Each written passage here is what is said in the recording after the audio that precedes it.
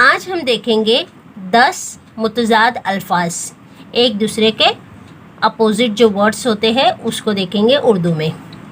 Number 1 रात दिन।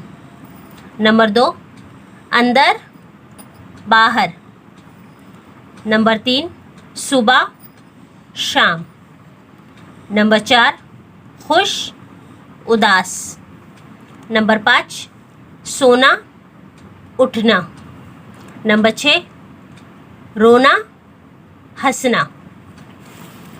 Number 7 पाना खोना। नंबर 8 अच्छा बुरा। नंबर 9 काला सफ़ेद। नंबर 10 छोटा बड़ा। तो ये थे मुतज़ाद अल्फाज, एक दूसरे की ज़िदे। तो चलिए एक और बार देखते हैं।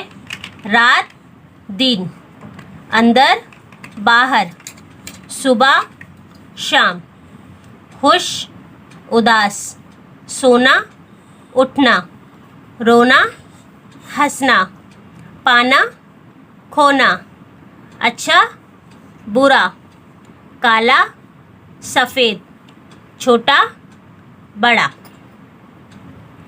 If you like my video, please like, share and subscribe to my channel. Bye bye.